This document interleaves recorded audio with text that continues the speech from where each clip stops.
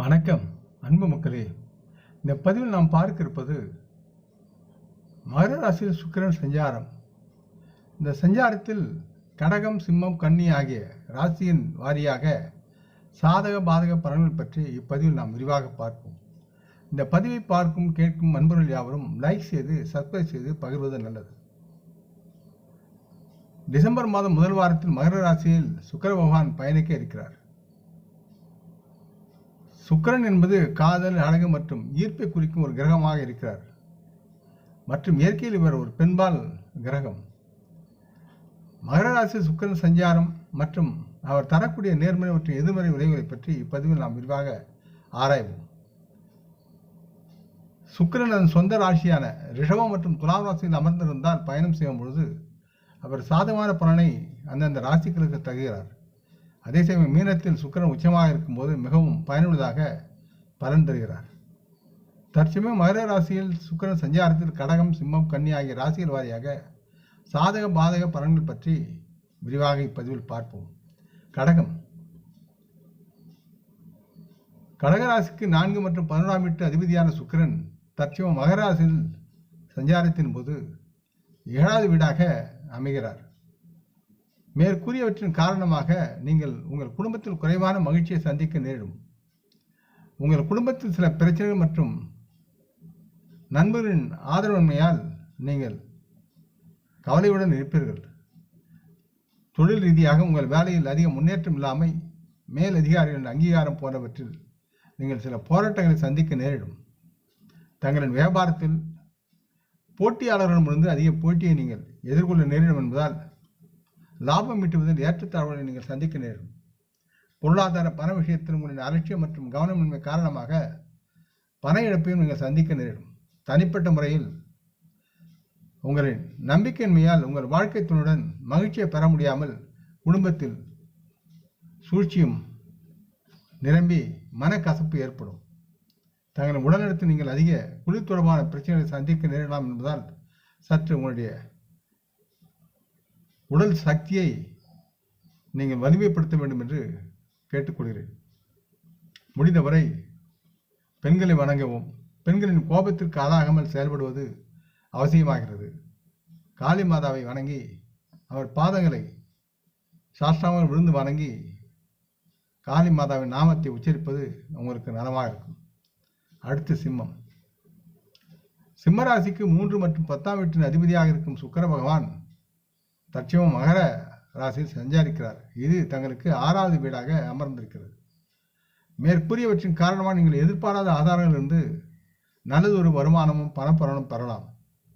சிலர் கடன் மூலம் ஆதாயம் மற்றும் அனைத்து பெறுவதற்குண்டான சூழலும் இருக்கிறது. நீங்கள் உங்கள் தொழிலில் பயணம் செய்ய அதிக வாய்ப்புகள் இருக்கிறது. தொழில் ரீதியாக இந்த நேரத்தில் சிறந்த வாய்ப்புகள் மற்றும் உங்கள் தொழில் முன்னேற்றத்திற்காக நீங்கள் வேலைகளை மாற்றலாம் அல்லது புதிய தொழில் செய்பவர்கள் புதிய ஒப்பந்தங்களை பெறுவதற்குண்டான சூழலும் இருக்கிறது. வணிகத்தில் தங்கள் செலவின் ஏணியில் ஏற உங்களுக்கு சிறந்த நேரம் கிடைக்காமல் போவதற்குண்டான சூழல் இருக்கிறது. உங்கள் கவனமின்மையால் நீங்கள் உங்கள் தொழிலில் நஷ்டத்தையும் சந்திக்க நேரிடும் என்பதால் சற்று கவனமாக உங்கள் வணிகத்தில் இருக்க வேண்டும். பொருளாதாரத்தின் முன் உங்களை துரத்தக்கூடிய துரதிருஷ்டம் அதிகமாக இருப்பதால் நீங்கள் சில நேரங்களில் பணத்தை இழக்க நேரிடும் அல்லது அதிக செலவுகளை நீங்கள் செய்து பணப்பற்றாக்குறைகள் வாடுவீர்கள். இதனால் கடன் பெற தயாராக இருப்பீர்கள். ஆகவே சற்று சிந்தித்து செலவழிக்க வேண்டும் என்று கேட்டுக்கொள்கிறேன். தனிப்பட்ட முறையில் உங்கள் வாழ்க்கைத்துடன் நல்லது ஒரு புரிதல் இல்லாதால் அப்புறம் உங்களுக்கு தேவையற்ற வாக்குவாதங்கள் உருவாக்கி உங்கள் இருவருக்கிடையில் மனக்கசப்பு ஏற்படும். இதை தவிர்ப்பது மிக முக்கியமான ஒன்றாக எண்ணி அதை தவிருங்கள். தங்களின் ஆரோக்கியத்தை பொறுத்தவரை இந்த நேரத்தில் நோய் எதிர்ப்பு சக்தி இல்லாதால் மனக்கவலைகள் காரணமாக இந்த நோய் எதிர்ப்பு சக்தி குறைந்து தங்களின் உடலுக்கு காய்ச்சலையும் சளித்தொலைகளையும் உருவாக்கும் என்று கிரகநிலை கூறுகிறது. ஆகவே சற்று எச்சரிக்கையுடன் செயல்படுங்கள். சிவனை தினமும் வணங்குங்கள். அவரது நமச்சிவாய மந்திரத்தை உச்சரிப்பது நலமாக இருக்கும். அடுத்து கன்னிராசி மக்களுக்கு சுக்கிரன் சஞ்சாரத்தின் போது 2வது மற்றும் 9ஆம் வீட்டின் அதிபதியாக இருக்கும் சுக்கிரன் தற்சமயம் 5ஆம் வீட்டில் இருக்கிறார். மேற்கூறியவற்றின் காரணமாக நீங்கள் உங்கள் முயற்சிகளில் வெற்றி பெறுவதற்குண்டான சூழலும், ஆக்கப்பூர்வமான விஷயங்களை நீங்கள் அதிக ஆர்வங்களை வளர்த்து கொண்டு அதில் வெற்றி பெறுவீர்கள். தொழில்துறையில் உங்கள் வேலை வாய்ப்புகள் அதிக செழிப்பை நீங்கள் எதிர்கொள்வீர்கள். அதனால் நல்லதொரு லாபத்தை அறுவடை செய்வீர்கள். மேலும் இது உங்களுக்கு புதிய வேலைகள் மூலம் நல்லதொரு ஒப்பந்தங்களும் சாத்தியமாகும்.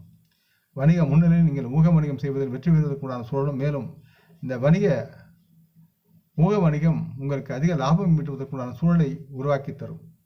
பணத்தை பொறுத்தவரை உங்கள் சேமிப்பை அதிகரிக்கும் எல்லையில் நீங்கள் அது சார்ந்த திறனை மேம்படுத்திக் கொள்ள செயல்படுவீர்கள்.